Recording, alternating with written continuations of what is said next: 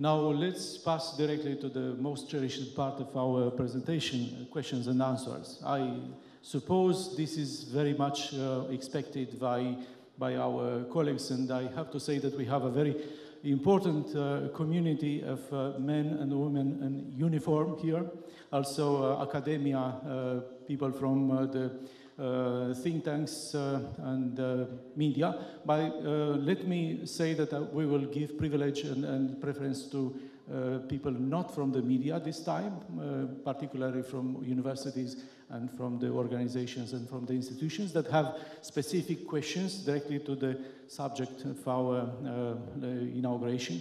And you have a very rare opportunity to direct your questions to the Deputy Secretary General of NATO and to the Vice Minister of the Ministry of Foreign Affairs. So who is the first one? Please identify yourself and tell you your question. Rusian Vasiloi, expert pentru politici de securitate și de Rusian Vasiloi, expert for security policies și de viitorul. Pe 6 decembrie curent, la Bruxelles a avut loc ședința Comisiei de Cooperare NATO-Georgia. La acest for au fost evidențiate mai multe succese în ceea ce ține reforma instituțională în această țară, inclusiv și reforma sectorului de securitate și apărare. Ministrii afacerilor externe NATO au evidențiat și reiterat mesajul NATO cu privire la retragerea trupelor Federației Rusiei aflate ilegal pe teritoriul Georgiei. Noi cunoaștem că și Republica Moldova se confruntă cu aceeași problematică de aflare ilegală și prezența militară a Federației Ruse în Republica Moldova și în Transnistria.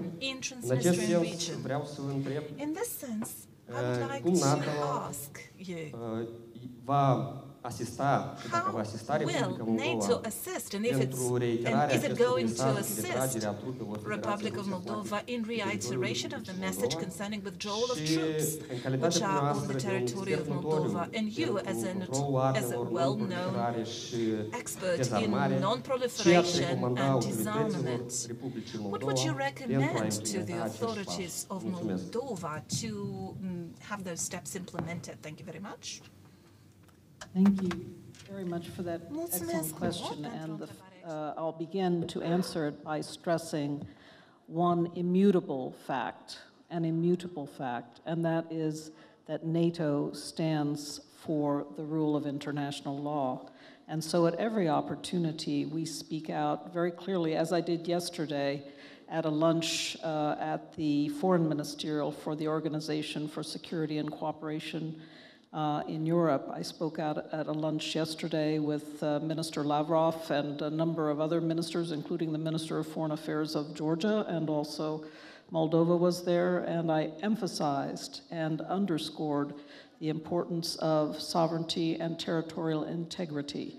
So NATO stands for the rule of law. We are constantly speaking out at the highest level about the necessity of countries abiding by those principles of international law because they benefit everyone. No country benefits to have its borders challenged, to have questions raised about its sovereignty, and therefore I challenge the perpetrators of problems such as we see around the world. You mentioned in Georgia, in Moldova, I challenge them to recollect that international law benefits them as well.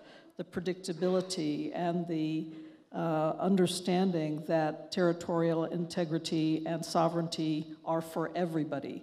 They are, again, immutable principles of international law. So NATO will continue to stand for those, to speak out publicly, to speak out at a high level. Now, you mentioned the two specific issues for this region, Moldova, Transnistria, and Georgia, Abkhazia, South Ossetia. Here, there are particular diplomatic efforts in train.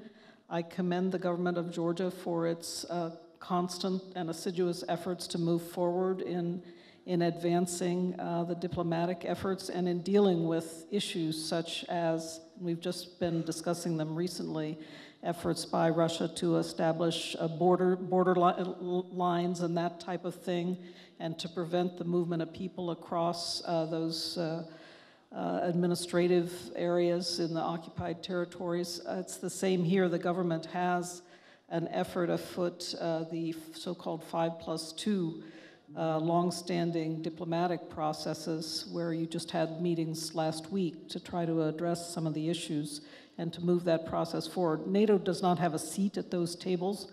We do not participate in those diplomatic efforts, but we can certainly do everything we can to lend them support. And particularly, as I said, it's important that NATO always stand for the rule of international law, and among our own members, uphold those principles as an example internationally. Thank you very much. Let's continue the questions. Please be as specific and as quick as possible. Identify yourself. Please wait for a couple of seconds.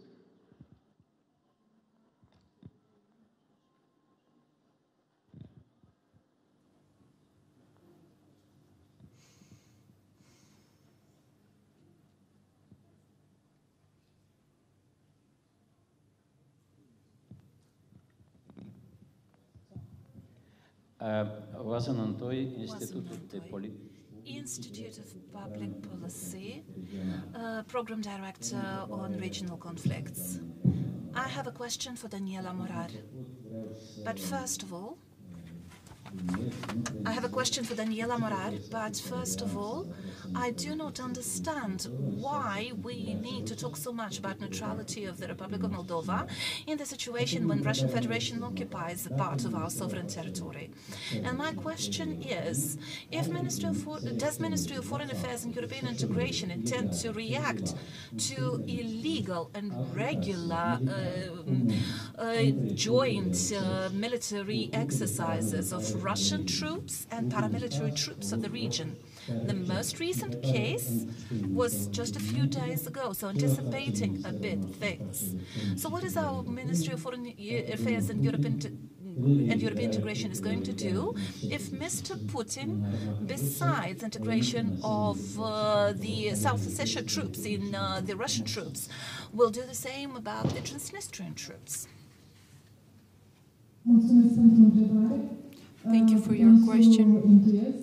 I had an intuition you'd ask that. First of all, I would like to tell you that the Ministry of External Affairs and European Integration is actively monitoring everything that's going on and has a certain attitude, a worrisome attitude towards all these actions. The Ministry of External Affairs has always made statements and has taken positions in this respect, the latest being the declarations within OSCE this week,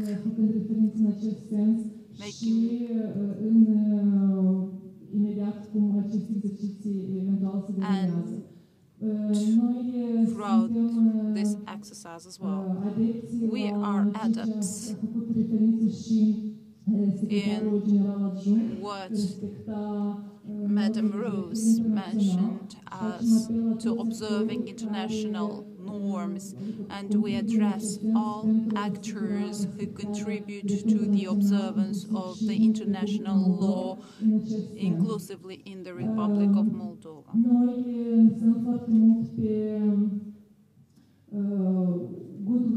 We count on the goodwill in terms of the 5+2 format and all its actors. We hope they make steps forward and advance towards a true solution of the Transnistrian conflict.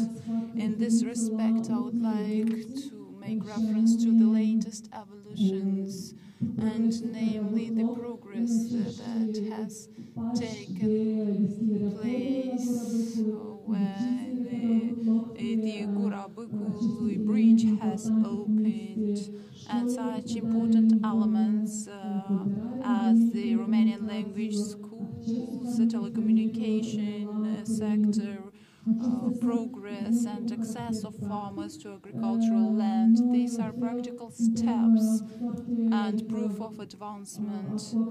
We are proactive in terms of messages, conveying messages at international level directed towards the retreat of troops from the territory of the Republic of Moldova. You are well aware of the actions we have taken in order to include this topic on the agenda of the UN General Assembly, and we have done a lot of diplomatic effort in this direction, and we do need a lot of support from the international community in order to succeed in this respect. As you very well know, from the standpoint of the Ministry of External Affairs is very categorical with respect to the retreat of the Russian troops from the territory of the Republic of Moldova. You have witnessed all actions the government is trying to take in this respect. Mulțumesc mult.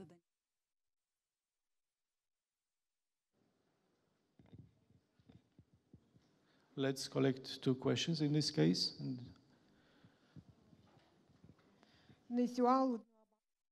Mila Barbo, journalist. A question for Madam Gottemoeller. During the latest assembly, NATO assembly, you have talked about the efforts of cooperation with the EU. I would like to know if the joint measures could include the Eastern Partnership countries, or at least the Republic of Moldova, Georgia, and Ukraine. And the second question is regarding the plans of NATO regarding the combating of the Russian propaganda, and also regarding the retroactive character of these actions is not always efficient. Is it? Vă mulțumesc, Ludmila. Următoarea întrebare. Vareliu Pasha. I have a question to the Deputy Minister. Maybe she's not the most versed in this respect, but she's the only one here. Now there is no security policy framework adjusted to the current climate, and namely, I'm talking about the national security strategy. At the end of 2016, Mr. President Timofte, according to a legal procedure, has submitted to the Parliament the draft of the national security strategy. And for more than half a year, this draft policy has been in the Parliament and had not received a letter of advice on behalf of the government. President Dodon this summer has retracted this draft document and has underscored the fact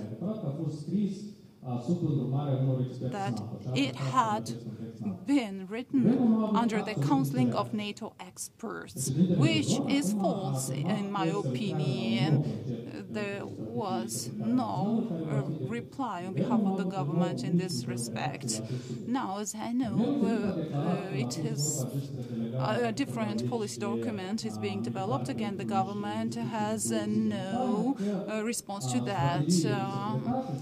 And now several military men were being prepared for international missions. And my question is the following. Are you talking about a detachment of 10 people for 2 days, or the national security policy is also part of this plan? Now, that strategy was regarding the current realities, the informational and economic security of the country. Therefore, the government has hindered that. Why had that document been hindered, and why is it not being supported? Am I to understand that the government is supporting Mr. Dodon in this endeavor? There were two questions addressed to me by our colleague from the media. I'll just answer very quickly. First of all, yes, we did have a foreign ministerial meeting. Actually, it was earlier this week. And one big deliverable from that ministerial was further joint proposals between NATO and the EU, in addition to the 42 joint proposals we had on the table from last year, and we are in the course of implementing. We agreed an additional 32 for this foreign ministerial. Now we say we have enough proposals agreed. We have to get on with the implementation. But there were three main priorities in these new projects that were agreed this week, and they are the fight against terrorism, counterterrorism, mobility across Europe, including military mobility, and finally, women, peace, and security. So these are three new priorities that NATO and the EU will be working on, and I think they are very relevant to Moldova. There are other projects from the preceding year that are also relevant to Moldova. So the bottom line answer to your question is yes, the NATO-EU agreements to work together and to develop our cooperation are very relevant to the Eastern partnerships, very relevant to countries in this region and including Moldova. And I see particular value, for example, for all countries across Europe and in the Euro-Atlantic community, also my own country, the United States. The fight against terrorism is a top priority for all governments now. So the degree to which the EU and NATO working together can enhance cooperation here in Moldova in the fight against terrorism, I think it will be a benefit for you all. So that's just one priority. I will mention my own particular interest in women, peace, and security, the implementation of UN Security Council Resolution 1325. I always say it's not only because it's the right thing to do to bring more women into security policy and to work on security matters. It's not only the right thing to do, it's also something that provides for more efficiency and effectiveness, because if you've got 50% of your talent base who happen to be women who are not engaged in trying to solve these problems, then you're missing out as a country. So we are quite committed in NATO, and I know we are working on an action plan with Moldova on women, peace, and security, and look forward to continuing that. You also asked me about strategic communications and counteracting propaganda. I just wanted to mention very briefly and to really emphasize that the NATO Liaison Office now opening will be, I think, an excellent platform for communicating and discussing and debating all about NATO here in Moldova. We've already had the excellent cooperation with the non-governmental community here. Now we are expanding in a way with the establishment of the NATO Liaison Office. It's a real, I think, it's a really important tool for further transparency and conveying to the Moldovan population what NATO is all about.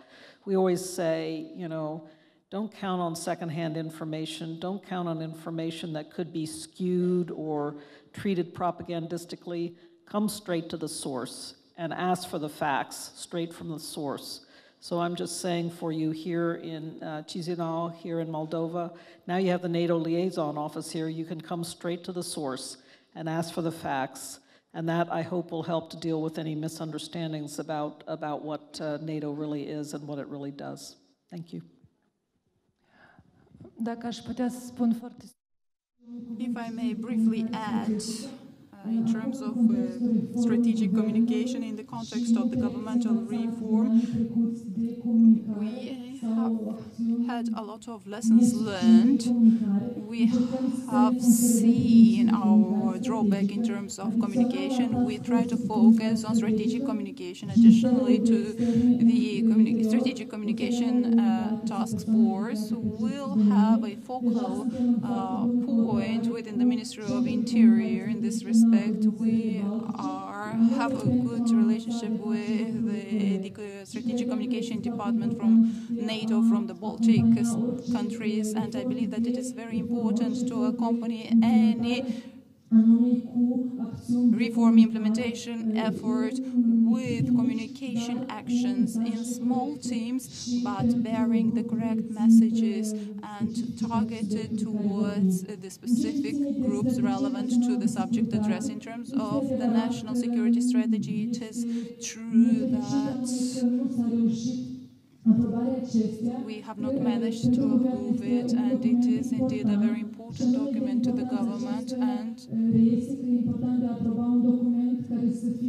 I agree that it is important to adopt a document with full content that would be responsive to the current situation of the country and that would be in tone with the other documents approved within the region. We have had a draft strategy that was very close to the approval of the global security strategy of the EU, and it would have been inappropriate to come with a strategy that was not collegated with what has already been set out or coordinated at international level. Therefore, it was important for us to have an understanding of the latest trends within the partners we work with, the EU and so on, and NATO and others. And therefore, we are now working on this strategy in order to present it with a more updated content, a more qualitative one. And as you very well know, it has already been approved by the government. The national defense strategy, I mean, it has already been approved by the government. It is also a document of utmost importance. Its approval has taken up a lot of time, and we are now expecting it to be approved by the parliament shortly. And also there has been a long period for the approval of two laws. I've made reference to the law on participation to crisis management missions and the law on restrictive measures. It has taken us more than 4 years to develop and approve these laws, but these laws serve the security dimension, of course. In what regards the strategy, I can reiterate that it is a priority of the government, and we are doing some hard work on this sector, and I hope that we will manage a qualitative document in useful time. Mulțumim, Daniela. Stronger partnership for security, NATO-Moldova. I would like very much to ask you one final question. How shall Moldovan citizens understand the term resilience and stability and democratic stability? What would be your advice in the coming years? Because, of course, the ball is in our field. We have to work harder in order to make institutions stronger, more confident, and to make our politicians more accountable. But how would you see resilience applied to the Moldovan state? Rosa. And also, this is valid for Daniela as well.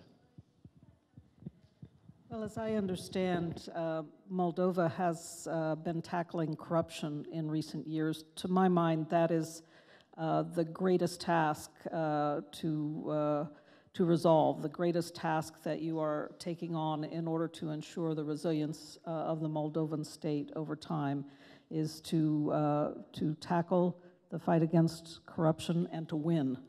And in my view, a lot of what we are doing with our NATO-Moldova cooperation can help with that problem, because we have a very important program that we call Building Integrity. And building integrity is about all kinds of very detailed work, such as how do you train people to write contracts so that they are not subject to corrupt practices? How do you train accountants to understand when, is there a Moldovan expression for cooking the books? When some accounting numbers have been fiddled with. Yes.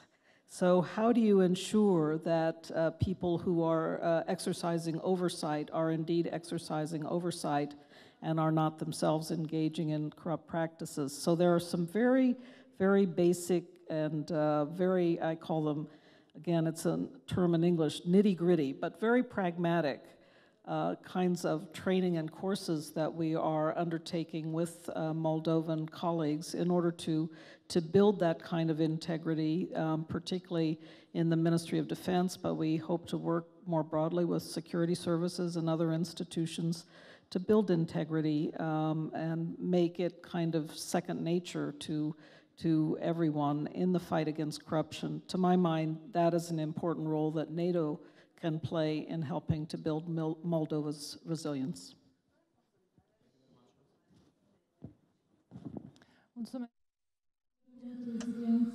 Thank you very much. Indeed, resilience.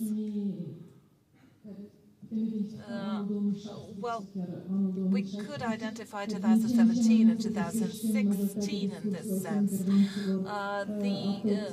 This word is used in the majority of speeches in this area. Those who come from this area work with the subject. It's very relevant for all countries in this century. We try to view resilience from different points of view. When we have the framework, the platform, the legal platform to understand and to act, when there are strong institutions capable to take action and to build the institution and to have capacity, particularly through the knowledge and capacities of the persons, so training. No matter what the mission is, ultimately it's all about working in those directions, consolidating the policy framework, legal framework, consolidate institutions to build capacities, to train those capacities. And here I would like to reiterate what Madam Deputy Secretary General has said. There is the horizontal component, which concerns integrity, and other components, which are the backbone, the test that proves that we indeed are able to handle the threats, which are typical for this period, for this area, for this context. Mulțumim, Daniela. Thank you very much for your remarks and outstanding messages sent to the Moldovan people. Daniela, thank you very much for your speech. As our American friends say, hope is not a strategy. We not only hope that this institution will play a very important role in the constitution of a democratic society in Moldova, we really believe that it is an extremely necessary instrument for revitalizing the democratic society in Moldova, for acting with everyone that share the same values. And of course, we have important hopes that this institution will bring more capabilities inside of the Moldovan society for creating a future that this country deserves. Thank you very much for your speeches, and we really appreciate and are grateful for your efforts in inaugurating this center. Please.